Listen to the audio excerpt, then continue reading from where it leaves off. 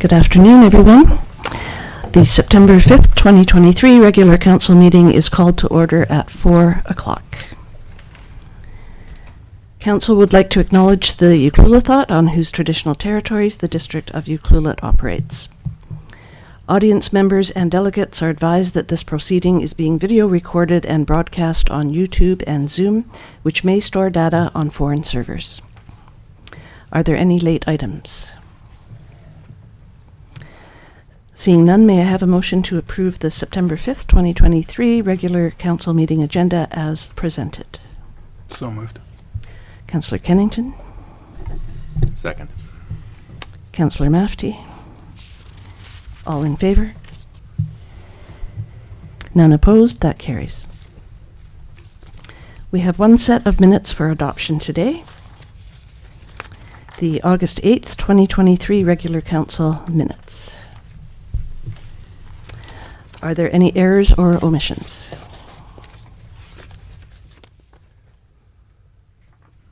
Seeing none, may I have a motion to adopt the minutes as presented?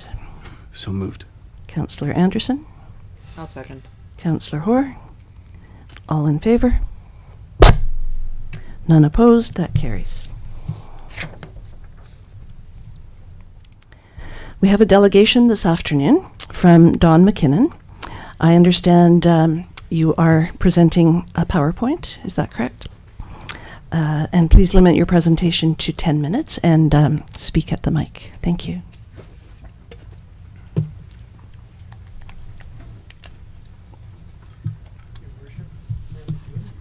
You may have to turn that on. Your Worship, Mayor McEwen, honorable councillors, I'm here as a delegation on behalf of my wife Tammy and myself. My name is Don McKinnon. I live at 81 Thornton Road for 39 years, or 29 years. We are in the Alberni-Clayoquot Regional District, the ACRD. I'd like to approach you to appeal regarding a water connection that we applied for off of the existing water line that's along Port Albion Road at the north end of Ucluelet Inlet. May I have the next slide, please? The next slide, please. Thank you. In 1996, when the District of Ucluelet started to develop the Lasher Creek Aquifer well field and a water main bringing that supply into town, the ACRD residents were canvassed to ask whether we wanted to connect into the water line that was being built.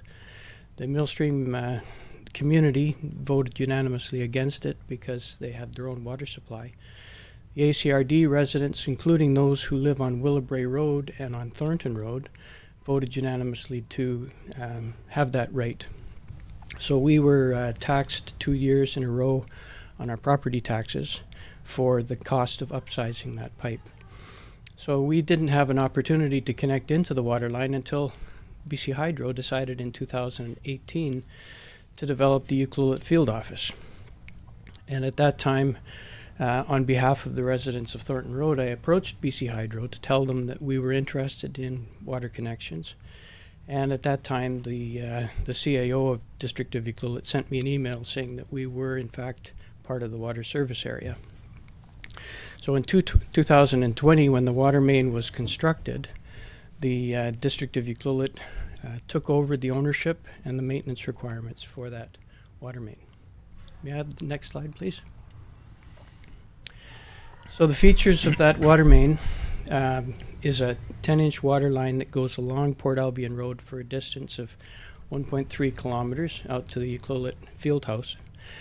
And as part of their fire protection, there was a total of 6 hydrants proposed, only 3 of which were constructed at the time of construction, presumably because that provided enough fire protection for the existing residents located along Thornton Road and Port Albion Road. Our property is located at adjacent to the second hydrant that's there, and you'll notice that there is in blue, there's a year-round non-fish-bearing creek that is located along the property boundary between us and our neighbors, the Corzolis. The potable water connection for the BC Hydro facility was an 1.5-inch water line that came off of the highway, off of the fire line, a very short distance from the Tofino-Ucluelet Highway, about 40 meters. There is a double check valve assembly that is there in a buried chamber, and the function of that double check valve is to prevent flow in the water line, the fire line, unless there is a fire and unless someone taps into a hydrant. It maintains the flow in the 1.5-inch line that goes out to their field office so that it maintains a chlorine residual in the water, and it allows District of Ucluelet to provide potable water to that facility. You'll notice on the BC Hydro site, which is located at the corner of the privately owned West Main, which is owned by Mosaic, formerly M&B, and Port Albion Road, is bounded on both sides by the high-valued Fish Creek, Smith Creek. May I have the next slide, please? The BC Hydro facility was built with a stormwater detention pond that allowed them to go ahead with their development without improving the ditch along Port Albion Road. There's currently no culvert underneath the privately owned West Main, and so the ditch flows from that location northward under West Main and then down a steep gully into Smith Creek.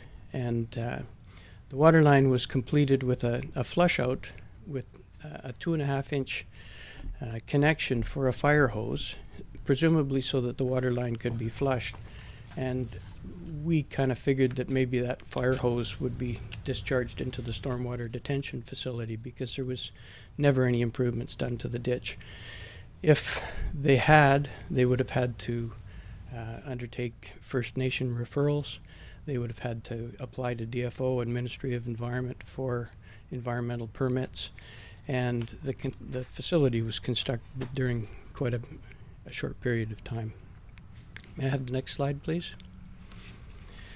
So in 2023 in January, we were informed that we did qualify for a connection. We did a water study that was a requirement of District of Ucluelet that verified that there was sufficient capacity in the 10-inch water line.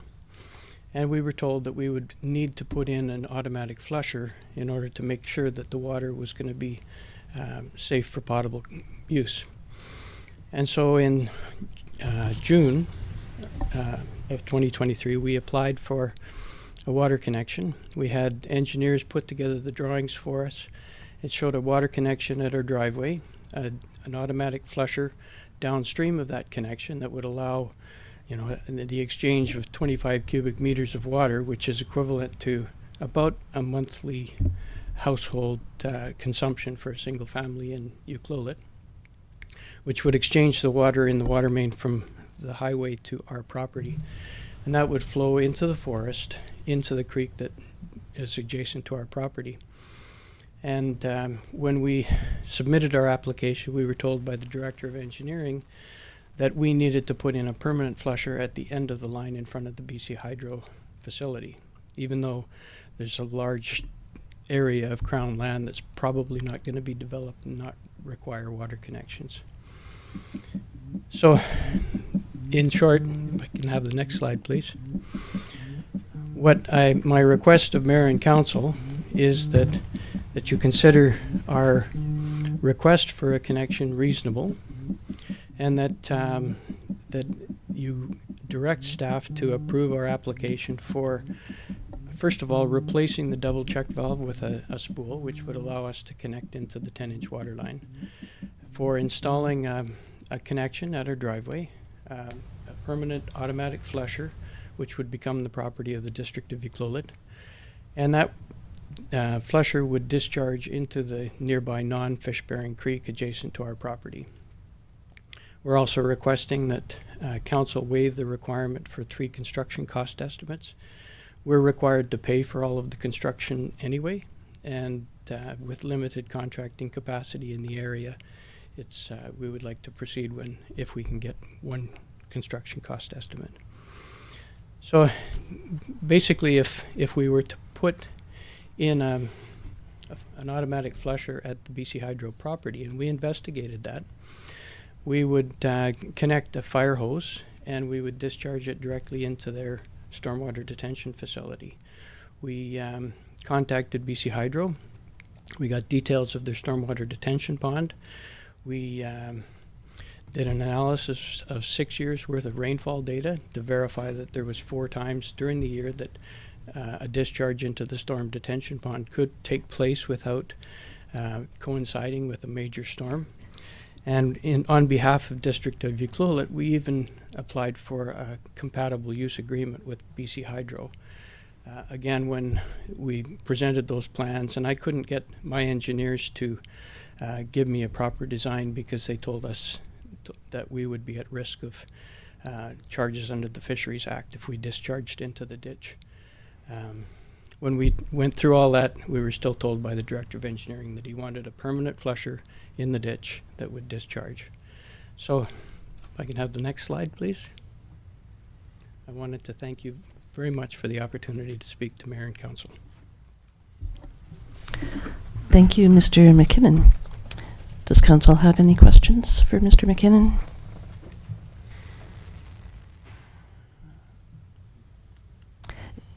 If not, my suggestion would be to refer this back to staff for a report to get the answers to the questions that he's asking. Could I have a motion to do that? I'll move that we refer this back to staff. I'll second that. Councillor Kennington seconds. Any further discussion? All in favor? None opposed, and that carries. Thank you.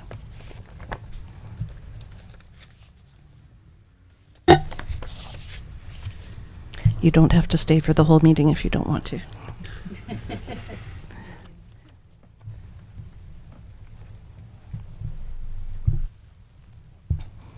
Is there any unfinished business?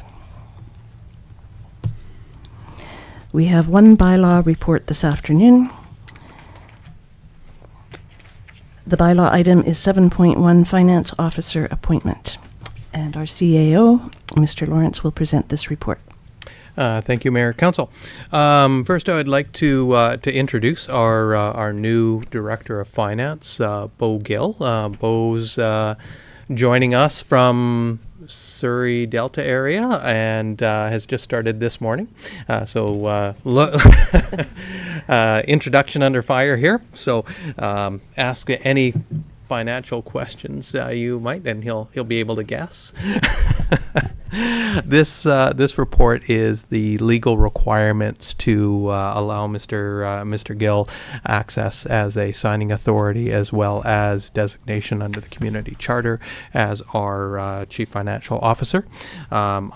Within the report is also the rescinding of the appointment of myself as the chief financial officer, which I'm very happy to lend over to Mr. Gill.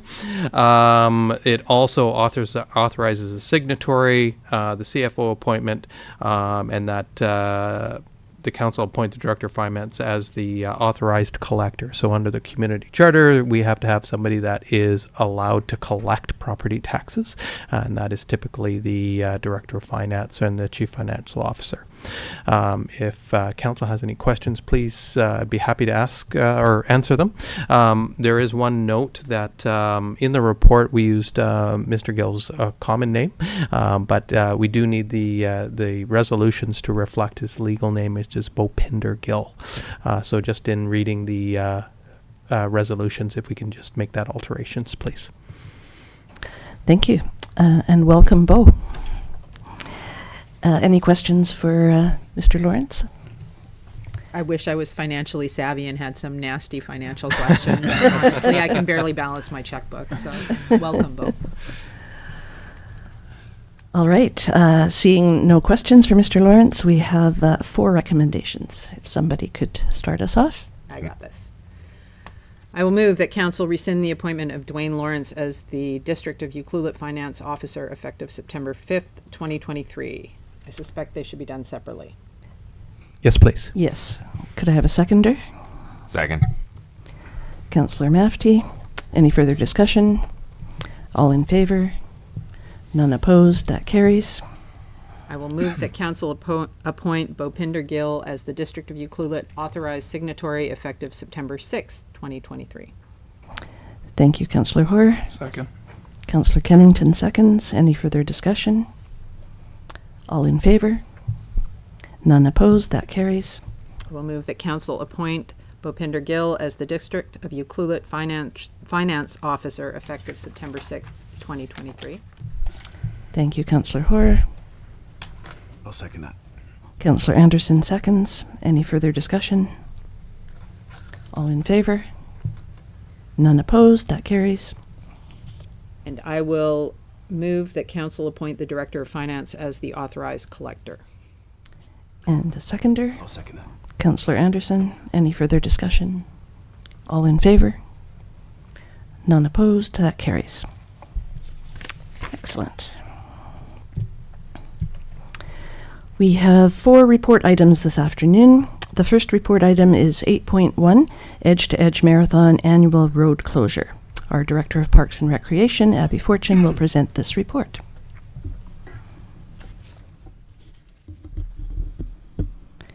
Is it on?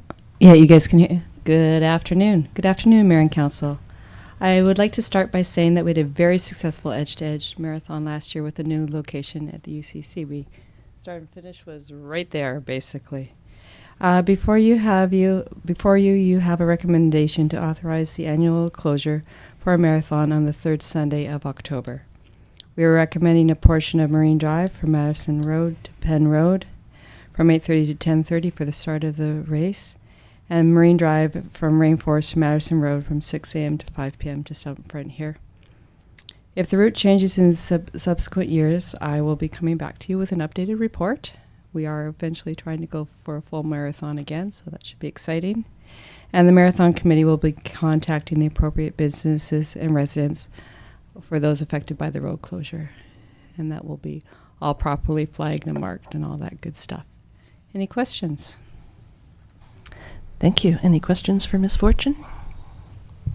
I was speaking with the Chamber just recently, and they told me about the plan for possibly 2024 having a full marathon to That is Tofino. correct. That is correct. And to be a Boston qualifier, I think it has to run in the same direction every year. Correct? That's correct, and we would have it just going in one direction. It would be Tofino to Yuki because we want to have the end in Yuki. But what we would be looking at doing is the 10K still within Ucluelet.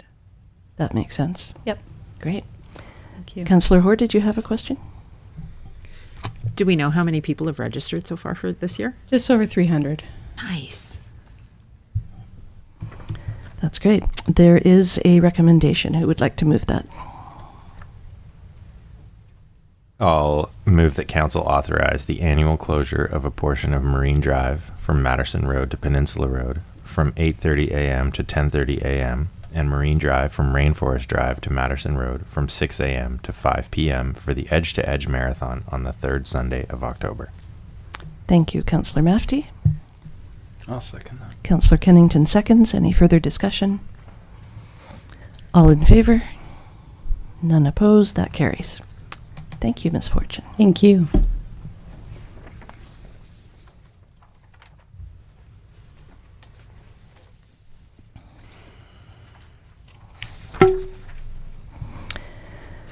The second report item is 8.2 DVP for residential addition at 272 Main Street. This report is also presented by the Director of Parks and Recreation, Ms. Fortune. Sorry, through the mayor, that is actually the Parks and Recreation Master Plan. Oh, okay. It's just been worded incorrectly here. Sorry. The Recreation and Parks Master Plan outline. Yes, please. Thank you very much. And I am very pleased to present this council report outlining the Recreation and Parks Master Plan. This is the first step in creating a new up-to-date plan. The report in front of you provides an overview of the recommended objectives and strategies in the development of that plan. I'm requesting council confirm the presented strategies and objectives prior to engaging a consulting firm.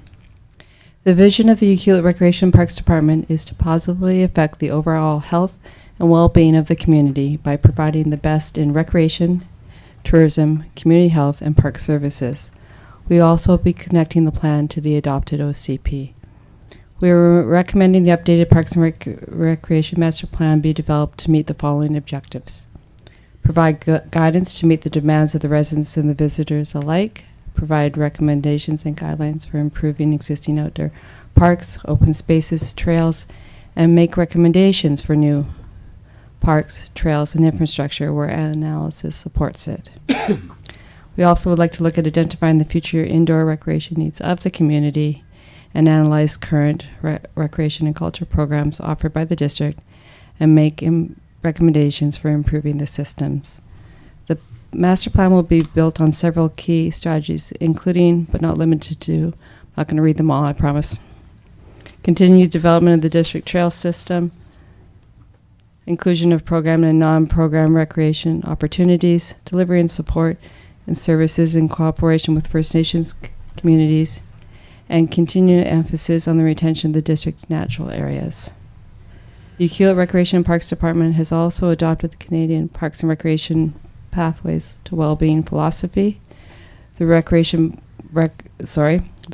and Parks Master Plan will focus on the key goals of this plan, which are active living, inclusion and access, connecting people and nature, supportive environments, and recreation capacity. So that's what we're looking at moving forward on, and that is a part of Council's strategic plan as well. Does anybody have any questions? Thank you, Ms. Fortune. It's hard to believe it was 2011 the last time this was done. We just opened the UCC. Wow. Any questions for Ms. Fortune? I have one through the mayor. But when we talk about the development and acquisition of parks and open space, how are we acquiring that?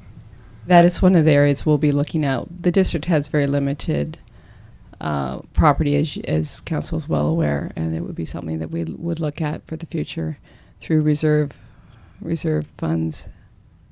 So we're talking about actually purchasing land for park space. Potentially. This is big picture, Mhm. and with which we hope to have a plan that comes out of it.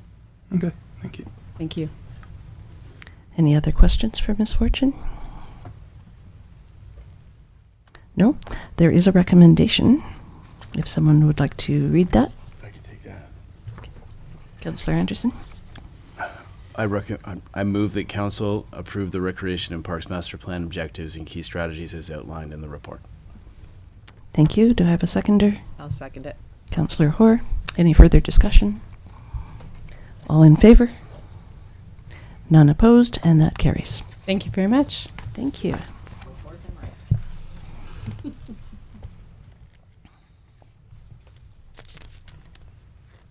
The next report item is 8.3, Larch Road Multi-Use Path Contract Authorization. The Director of Engineering Services, Mr. McIntosh, will present this report. Thank you, Mayor. Good afternoon, Mayor and Council.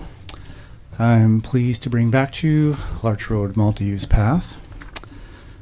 So Council will recall in June of 2023, Council received the completed design and directed staff to prepare procurement documents and head out to publish the project and request prices to construct that project. The purpose of this report, of course, is to share the outcome of that publication of the procurement request and further to ask for Council's authorization on the best value proponent of that competition. On August 15th of this year, the opportunity closed with 3 qualified submissions. The submissions were evaluated for completeness, quality, accuracy, availability, and price. Of the 3, a company called Bowerman Construction Limited provided the best value submission. The submission they provided is within the district's available construction budget. It leaves a healthy contingency left for the project once completed as planned. It can be built as the full design, including paving. You remember that was the item that we discussed earlier. And they plan to construct at their next available window when the asphalt plants reopen after the winter closure, beginning in March and extending to May. All those figures, including the budget, timelines, and full cost estimates, are available attached to your report, Council. So since our proposal is planned to go beyond our grant availability, our grant has a substantial completion date of March 31st, 2024. District staff have been engaged with the grant funders at this point to ask for an extension. BC Active BC Active Transportation has provided a written approval at this point that once we formally submit later in the year, there will have no issues approving that extension. So with that, I guess if approved today, the next steps on this project would be to issue the award to Bowerman Construction, update the website and communications, formally request an extension from the grant funder, and then essentially prepare for construction in the spring. We'd probably return back to council or provide some sort of formal update that would be beginning construction in the, prior to construction, but maybe in the new year we'll do a more formal update as we lead into that. So with that, I'm available to answer any questions, council. Thank you, Mr. McIntosh. Any questions for staff? We're a quiet bunch today. I got maybe a quick question. Okay, Councillor Anderson. Through the mayor, what's the total cost on that? Just out of curiosity, is it literally just adding up the project figures in the appendix there? So the BC Active Transportation grants roughly the same, but 463,000. Through the mayor. So Appendix A has the costs and figures outlined in your report, but just briefly, the total cost, the total budget is $662,500. The BC Active Transportation Grant is $463,750. The Ucluelet portion of the funds is $198,750. These are contingent. So Bowerman's proposal is $466,310, and that's including taxes.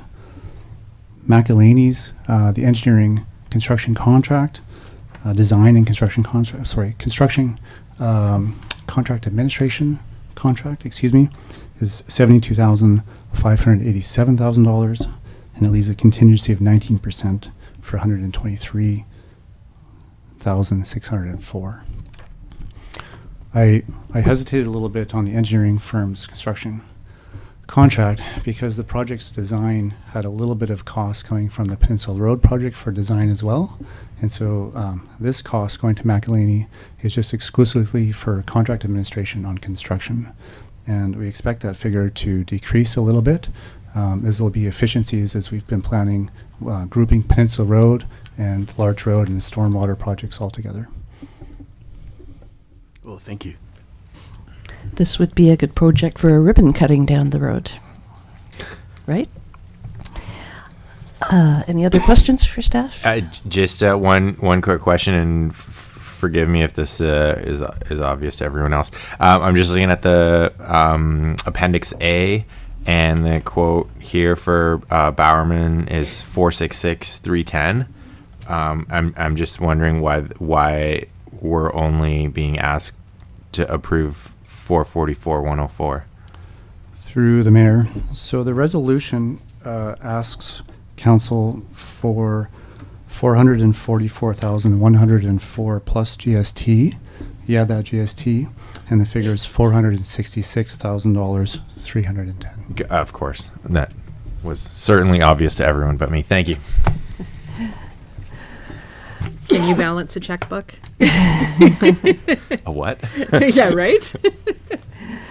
Need a finance officer. Yay. All right, if there's no other questions, there is a staff recommendation. Who would like to move that? I'm a bit of a financial expert myself, so I'll jump in here and move that council authorize the mayor and corporate officer to execute a contract between the District of Ucluelet and Bowerman Construction Limited for $444,104 plus GST to construct the Larch Road multi-use path. Thank you, Councillor Mafty. Seconder? I'll second that. Councillor Anderson. Any further discussion? All in favor? None opposed, and that carries. Thank you. Thank you.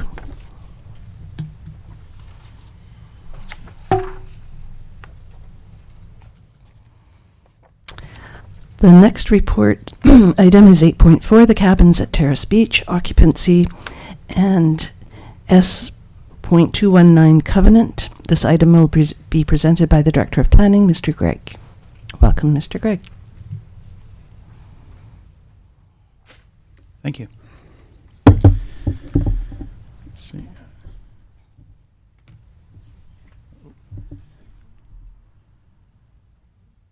Oh, there we go. There's a slide. So this, as council recall, there was some approvals for the construction of new cabins at Terrace Beach that are on the old road right-of-way facing Terrace Beach in a strip of municipal park. As part of the approvals of that, there were a number of things that were offered by the owners of the land, and a covenant registered on the properties. I forget if it's 9 or 11 fragments of land of the old road and parcels that they owned around it that they're consolidating as part of this. I'll flip to a plan here. So this was a plan that showed in broad terms how they were going to be consolidating into what was referred to as the lodge parcel and the cabins parcel number 1 and cabins parcel number 2 and then the midden parcel, and sort of clean up all these pieces of land into 4 parcels for their different, uses going forward. And as part of this, they would be they committed and offered to register a statutory right-of-way to allow a public trail to cross the land. So there's a dotted line, and I'll try and trace it here, that would connect the Spring Cove Trail over by Peninsula Road and Boardwalk Boulevard, and would go through the woods through what's referred to as the midden parcel. And that parcel, I'll just remind, would be transferred to the ownership of the Ucluelethat for conservation purposes.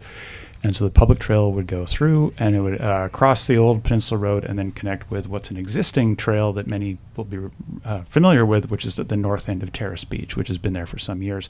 But it's a private trail. Currently, there is no public right to be passing over that trail. And so that would sort of connect the loop possibility to the trail that exists within the municipal park. And as well, there was a spur that went up the old road right-of-way to connect to Peninsula Road. And so the timing of this was that this was under the covenant that the subdivision, which creates these parcels, and the registration of the statutory right-of-way would all be done prior to occupancy of the cabins. So that timing allowed them to get started on construction, and that all of this would proceed. And so by the time they're ready for occupancy, this would all be a done deal. And then reality got in the way, and we have a delay. So the statutory right-of-way has been, basically the survey is done, the right-of-way has been signed by everybody, and the wrinkle is that a little section of it, which I'll just highlight over here, which is a part of that old existing path at the north end of Terrace Beach, overlaps a little sliver of Crown land. At the time the subdivision was being done in the 90s, which was really defining a whole bunch of the Reef Point area. They mapped out and surveyed the natural boundary of the sea and that watercourse. And so that is now, the bed of the watercourse was reverted to the Crown and is in ownership of the Crown. And so I'll just flip to the next slide. I think there's a photo on this one. So here on the right-hand side, this slide is that existing trail you'll recognize. And the crease in the land to the left-hand side of the trail in this picture is the watercourse they're referring to. There is some skunk cabbage and bear grass growing through here, so it's basically seasonal. This time of year it's dry, but that's what was mapped as the watercourse. It was identified by a biologist working on the property. They referred to it as a ditch. It carried the water off of the old alignment of Peninsula Road. There may have been a natural water course there at some years ago, but this is what we're referring to. Requires approval by the Crown before the statutory right-of-way can be registered. That is something that the district has made application to the province for that approval. As we were told, that was the process after we had to figure out what is the process for this, asking the province to approve this. We're told that the application is complete. They don't see any issues, but it's been referred to a lands manager with the province who needs to actually sign and give approval.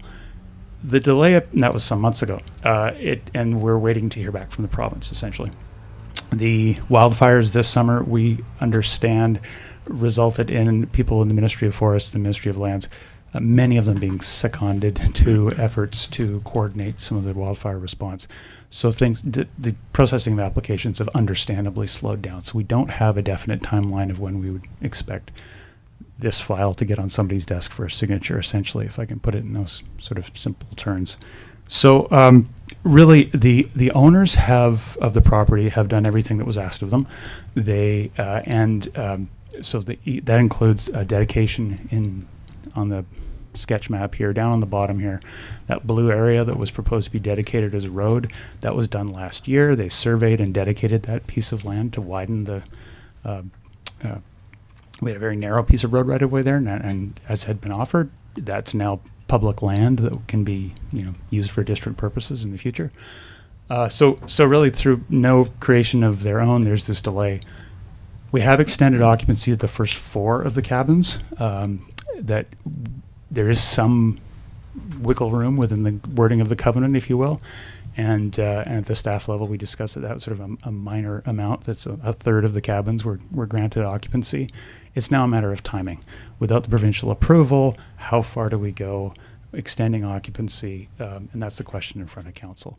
And so what we're recommending is that council authorize us to give occupancy for up to 10 of the 12 cabins that are under construction.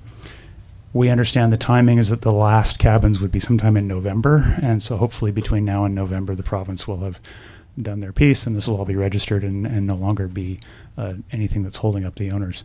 But as they're completed with construction, understandably, the owners would like to start bringing paying guests in to start, expanding their business and paying for the costs of construction. And so at this point, we're looking for a council motion because it really is going beyond a third of them getting occupancy is at the point where, we think council review and comment on this is warranted, given that this was a covenant that was offered and agreed to and that council had seen in the past. I'll see if stop there and see if there's any questions for staff. Also, Mr. Cole, the architect on the project, and representative for the owners is here if there are any questions. I'll leave it there. Thank you. This was quite a read, this report. And I really particularly liked the item 5 listing all the steps and the little arrow saying we are here, because that really clarified it all for me. Any questions for staff? It was pretty cut and dried. I have a Councillor Anderson? I'm just trying to get my head around it. So does how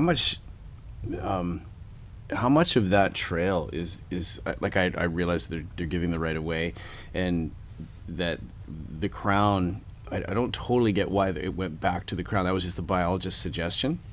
No, it was a divider. It wasn't a natural barrier between the properties, I think you mentioned. Through the mayor, if I can. So surveyors have the ability to define what's referred to as the natural boundary, which is the edge of a water course where it stops being wet and when it stops being land. So the natural boundary is what many people refer to as the high water mark when it comes to the ocean. And that I'm not a surveyor, but it's really where the regular activity of the water changes the vegetation, literally. Where do aquatic plants stop and land or terrestrial plants begin? And so that's on sort of the ocean boundary. When they were doing the subdivision, they were defining, okay, where is the natural boundary? Because that defines what is private property, the edge of a private lot abutting the ocean, and what is all the foreshore is public land, it's Crown land. The same applies to water courses and streams. So there is a process where sometimes you see it where subdivision or development is happening, and so the bed of a stream or a river is reverted and turned over to the Crown, saying, hey, that's there's a fisheries component to this. So like the bed of the Fraser River is not owned by neighboring private properties, it would be public Crown land that's under the water that's flowing there, much like the beach or the foreshore. For some reason, the ditch that was running next to this path, or that water course, when they were doing the survey, they included a portion of that little strip that follows that path, which had been there at the time that they were doing the survey back in the 90s.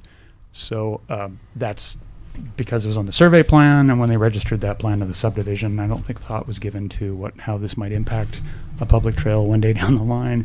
It's now Crown land, this little sliver, and the Crown, the ministries wouldn't have paid any attention to it or even been aware of it until we made application to say we need your approval before they can register anything over the property that it just intersects the 5 meter statutory right of way for the pathway, which would cover some of that existing path.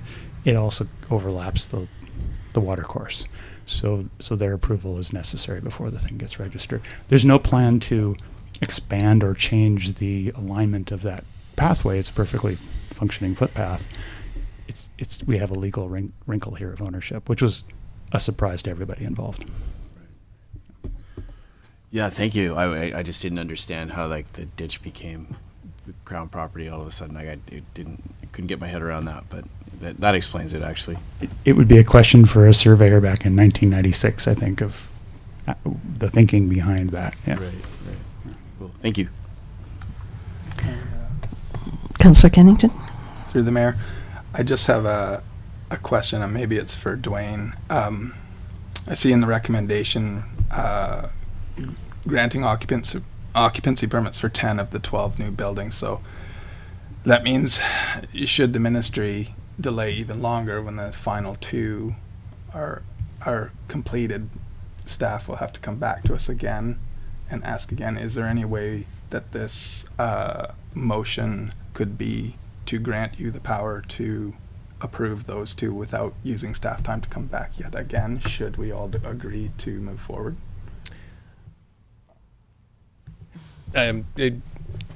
Through the mayor. So there's 2 lines of thought there. One, we could amend the resolution to authorize it upon, to allow for that flexibility. On the other hand, once the province signs off on it, we don't need another council resolution to initiate it because they would have met the covenant requirements. We're holding back on those 2 properties to make sure if that anything goes sideways, that once the ministry signs off on it, that there's motivation for the owner to finalize that. We don't finalize the registration of the title and covenant, but there's no, we don't anticipate any issues there. But it's in our best interest to make sure that we have something on the books that will ensure that the process is finalized. But we don't need another resolution or to amend the resolution to allow that unless council wanted to authorize occupancy on the last 2 units without the covenant registered or the right-of-way registered. I guess because it's out of their power, it's out of their hands, and it doesn't materially change anything to hold those 2 cabins essentially for ransom in this case when they've fulfilled their obligation with everything that they've granted, that it's really we should go after the ministry's cabins if they had any to hold those. I guess the other part to it would be is that we still need the rest of it to be registered. So if the ministry said no for some strange reason, then we would have to deal with that as a consequence and come back to council and say, hey, this is what we're at. These are our options, but we'd still want the rest of it registered and finalized as well. So we kind of still want that to occur. But if the ministry decides not to approve the request for some interesting reason, I'm not sure what we'd do there. Maybe I'll hand that over to Bruce. Through the mayor. Essentially, all 12 cabins were held hostage by the covenant. That's what was agreed to. And the thought being, let them get started on the construction. Oh, by the time construction is complete, this thing will be registered. Well, that was optimistic because the Crown wasn't part of the process that anyone was aware of at that time. So we've basically been looking for how do we reasonably have some flexibility here. And initially it was like, okay, if a third of them get occupancy, well then, surely that'll give enough time. If for some reason there's some further delay and come November, the other 2 cabins are ready for occupancy, we'd be coming back with, well, okay, what's plan C? And we need to have that conversation with the owners. There's also, because of we keep in mind that the approvals for the development included what was represented to the public, and there's a public expectation that there will be this dedication of the midden parcel and protection of the midden parcel and the dedication of the right of way.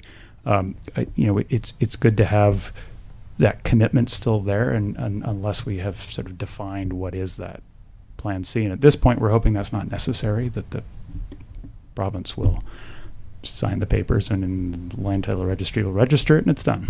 So it's, as I said, it's all ready to go, but for a signature from the province. So. Thank you. Any other questions for staff? Councillor Anderson? So, sorry, this is a one-off here. How common is this in our municipality where we have like this situation where you have a crown sliver like this, it's running through a private property? Oh, I can't think of another one like that. Where this I've seen it. I've seen it through irrigation ditches and rivers and stuff where you have streams where the bed of the stream is separate from the parcel, but the way that this one was defined, I think maybe the stream, the drainage course that goes down behind the elementary school towards Little Beach. There's a number of properties there. There's a stream course that goes through the back, and some of those may have the bed of the stream defined in the crown, but I have to look at the survey plan. So it's not something we deal with every day on this one. Cool, thank you. Any other questions? Seeing none, there is a staff recommendation. I will move that council direct staff that despite the restrictions agreed to by the landowner in registered covenant CA 9320013, occupancy permits may be granted for 10 of the 12 new buildings at the cabins at Terrace Beach ahead of consolidating the subject parcels and registration of a statutory right-of-way for the proposed public trails. Thank you, Councillor Hoare. Do I have a seconder? I'll second it. Councillor Kennington. Any further discussion? All in favor? None opposed, and that carries. Thank you. It seems odd, yeah. Are there any notices of motion? Seeing none, we have 11 correspondence items. And perhaps we'll just go through them here. The first one is MIABC AGM invitation. This is the annual general meeting for the Municipal Insurance Association of British Columbia. And this takes place at UBCM the third week of September. And there is a voting process, and Mr. Lawrence, there are a couple of us that have been listed as people that can vote at this election, correct? I'll need to take a look at that, but I believe so, yes. I think there were two of us. Yeah. I think it's myself and Councillor Hoare for some reason. But yeah, if you could let me know who those two people are. I'm pretty sure I'm one of them. Did you not, that's one that you generally have attended, right? Yeah. Yes, especially during COVID when everything was just online. I was the one that put my hand up to go to the MIABC AGM. Right.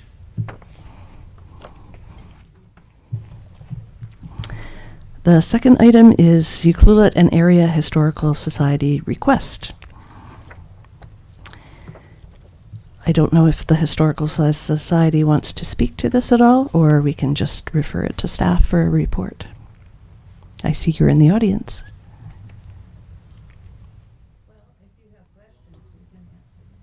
Sure, why don't you take the podium and we'll see if anybody has questions for you.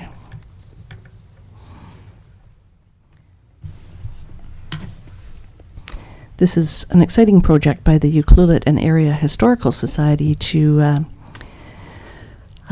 they've applied for a grant to through the Japanese Canadian Legacy Society to build a, what would you call it, a pagoda I've called it a pavilion, A pavilion. the size and the shape.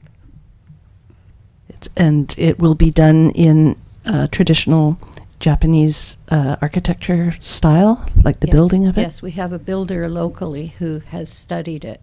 He's not Japanese, but he's been accepted in Japan. He was actually given a trip to Japan to talk about his work here and be on a TV show and so on. Who's that? Excellent. His name's Jason Sari. Does He's really he's nice Finnish, but he's learning Japanese too, and he's very involved with the whole culture of perfection that you always search for, that you never reach, that kind of thing. Any other questions for Claudia? Councillor Anderson? I lived in Japan for a while, and I've got a pretty big appreciation for their architecture over there. Is that spot big enough for you guys that you're looking at down by Imperial? Is that Well, John Tugat said he thought there was a way to get it on there. Yes. And that's a great spot. I hope that works out. Yeah. Yeah. And then what would be the second choice after that? Is there something else? Well, the second choice is not going to be in very good shape for quite a long time. From the look of it, it will eventually be on a harbor pathway. I guess that's what I'm told, but those are far in the future, and we would like to have it as in a pleasant spot as it would be where it is, or where we've chosen now. It's also a bit better in that it gives you more of an overview of the actual site of one of the villages where the Japanese Canadians lived, and when you're right out on it, like it'll go out from the cliff edge. I call it a cliff edge. He says it's just a slope. And you could, when you're out there at the edge of it, there you would be looking to the right. You would be looking right down a row of houses that are the best example remaining of what it was like. Right. Bottom of Bay Street. The other one is at the bottom of Bay Street, and it's By the treatment. pretty right? well Yeah. a gravel parking lot and a pump house, So what is it, a water treatment or pump? Whatever it is, it's very utilitarian. That's right. And it's more in the tsunami zone.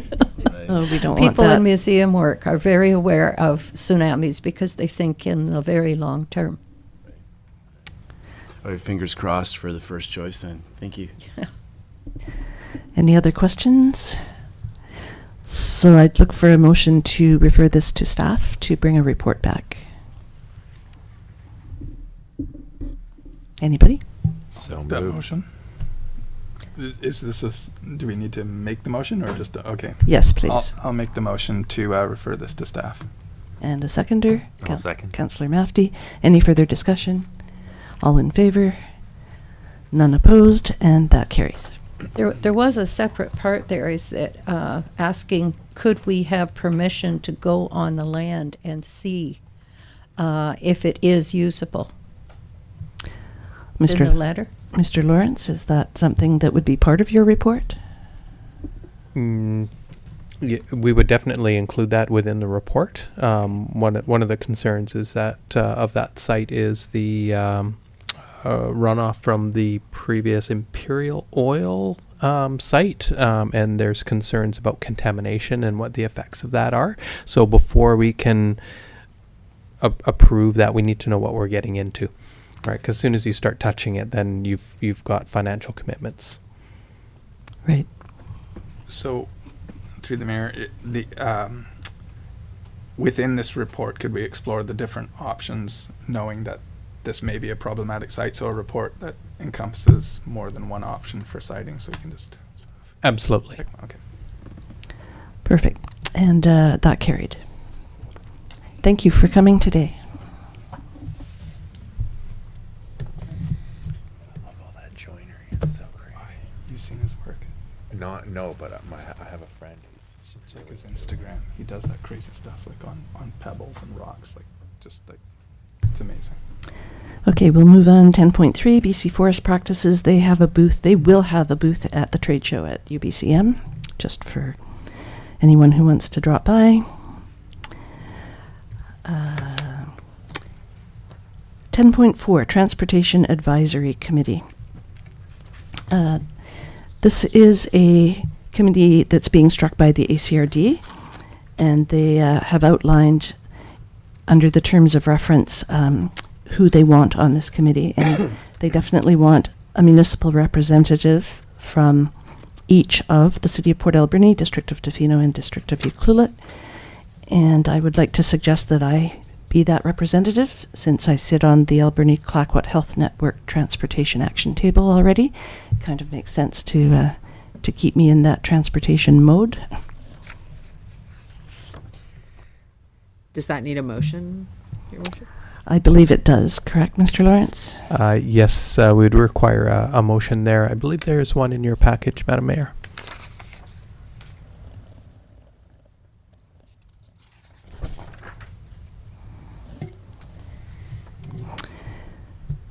Yes, the motion is that Council appoint Mayor McEwen as the district's representative on the Alberni-Clayoquot Regional District Transportation Advisory Committee. I'll move that. Councillor Hoare, thank you. Seconder? I'll second that. Councillor Mafty, any further discussion? Congratulations. All in favor? None opposed, and that carries. Thank you. Go forth and catch a bus. Yes, we want our bus system. Definitely. We were so close and then so far away. And this is, you meet 4 times here, is that right? I believe so. It's I think so. And it looks like they bring up that the idea of a secondary route. yes, and I am attending a meeting about the secondary route next week, and any of you can attend by Teams as well if you like, or in person. I'm going to be attending by Teams. That's on the 12th, I believe. Where's that at? It would be at the ACRD office in Port Alberni.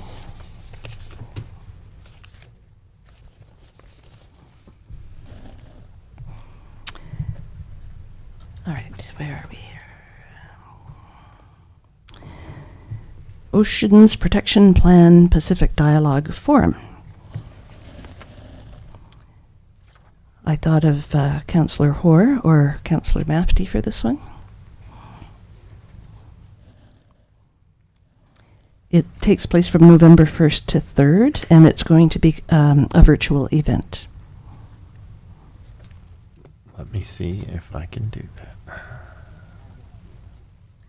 Councillor Hoare will not be able to. I don't know what days of the week those are. Wednesday, Thursday, Friday. I will go. I will attend. Councillor Mafty? Okay, perfect. It says that an email with instructions on how to register will be sent in the coming weeks. Further down, it talks about submitting an application, but I think that's if you wanted to be a part of the panel, which I'm assuming you just want to sort of listen in. Yeah, I'll.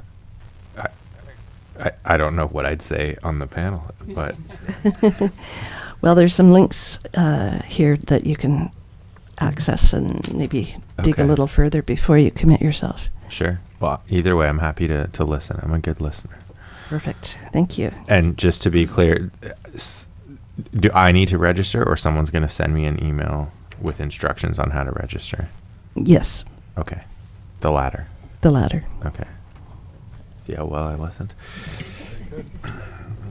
What were we talking about? This is why you can't come.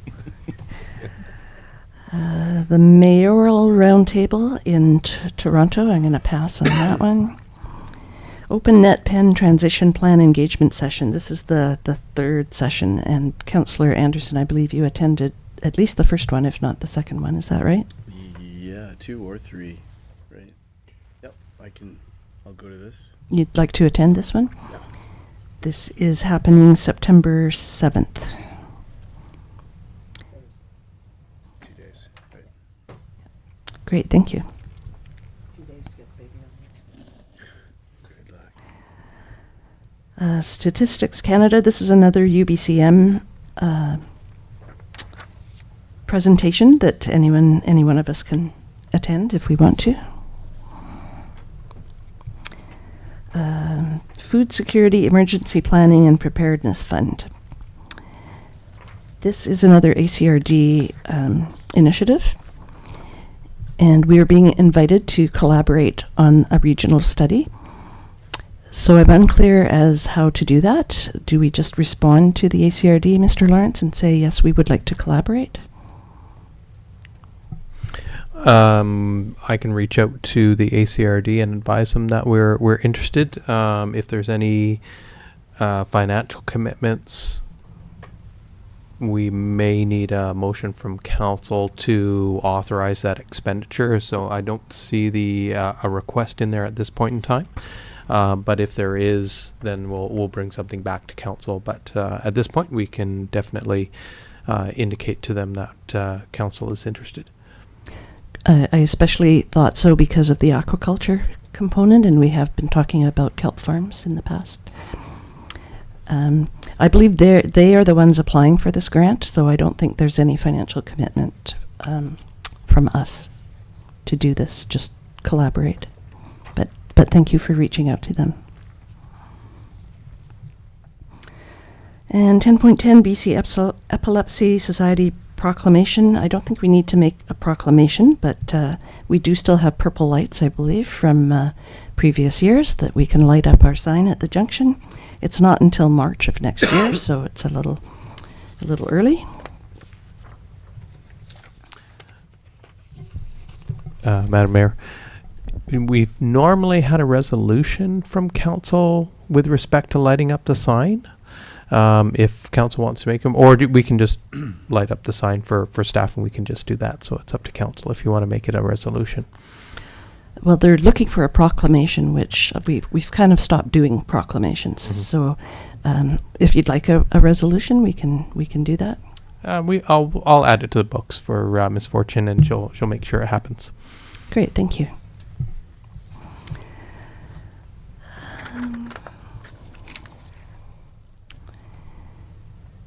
And I'm not sure what the 10.11 is for. I think it's just a change of wording in the legislation. Is that correct? I didn't totally understand it either. Yeah, I don't think they're moving any of our liquor stores. Yeah, I think it's just a change of wording in their legislation. So they can. So they'll know how to move a liquor store. Temporary relocation of a liquor store. Right. Does that sound about right, Mr. Lawrence? I have not perused this one yet, so I'm unable to comment for council. To me, it just looks like it's... Oh, Mr. Gregg has some thoughts. Just liquor licensing is a complicated business at the best of times. So applications come in. It struck me on reading this that this isn't about new applications are really going to have any real impact. One thing they're looking for, I think, is the flexibility if a liquor establishment is renovating. Like, so the liquor store, existing liquor store is within a kilometer of another one, and they want to move temporarily while they do a renovation. It doesn't shut them down forever, I think, is what they're trying to put into the legislation. So it seemed like it's a kind of a low risk non-issue, if I can. They're just advising us of the change. Perfect. Okay, Mayor's announcements. Just wanted to make sure everyone knows that we're in stage 1 water restrictions as of September 1st. And that's on the district website, and it came through Yuki Mail, and it has mostly to do with when you are allowed to water your garden and with what. So just making sure everybody's aware of that. This coming weekend, we have a couple of events. Saturday, September 9th, is the Soapbox Derby from 7:30 till 5, I believe. Sunday, September 10th, is the Salmon Festival at Seaplane Base from 4 until 8. And I just got a notice today that Saturday, September 23rd, the Multiplex Society is holding their golf tournament. It's their 23rd annual golf tournament. And they have a new logo that was designed by Hjalmar Wenstad. If you read last week's Westerly, you would have seen that. So they have a bunch of logo wear available. So if you're golfing out there that day or anytime, they'll have that. And council committee reports. Councillor Anderson, what have you been up to? Oh, I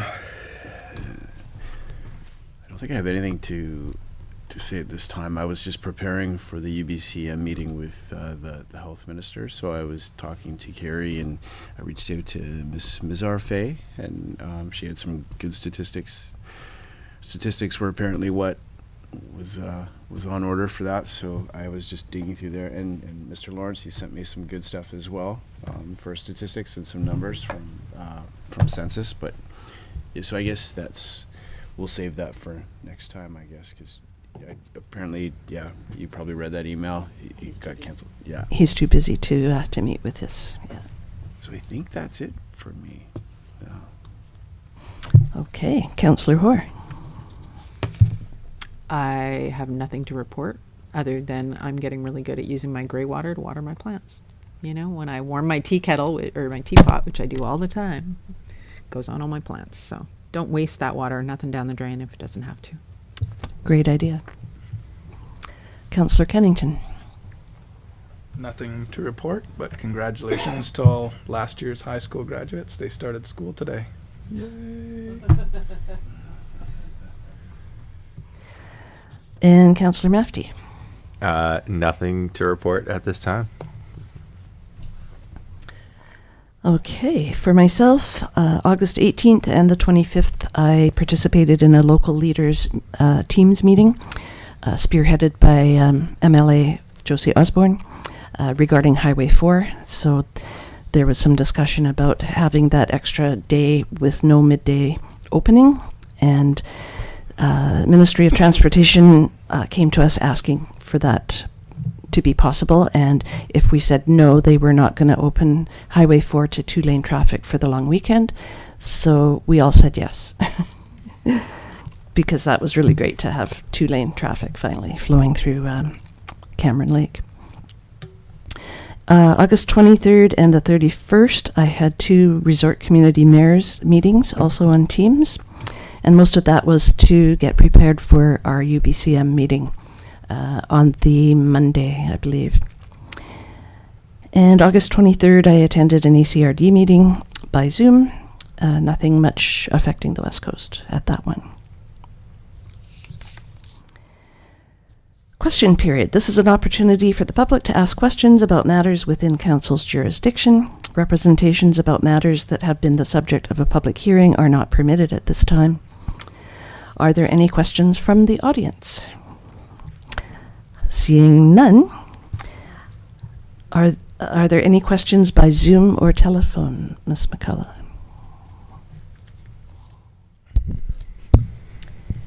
There are no attendees to the meeting at this time, so no questions. And have we received any questions via email to communityinput@ucluelet.ca? There are no emails. Wonderful, thank you. I am now going to make the motion that the meeting be closed to the public in order to address agenda items under section 90-1-C-G and K of the Community Charter, and C, labor relations or other employee relations, G, litigation or potential litigation affecting the municipality, K, negotiations and related discussions representing the proposed provision of a municipal service that are at their preliminary stages and that, in the view of council, could reasonably be expected to harm the interests of the municipality if they were held in public. And so the meeting is now closed to the public at 5:08. Did you need a seconder for that motion? Do we need a seconder, Mr. Lawrence? No. Okay, Okay. Can never remember. perfect. Great.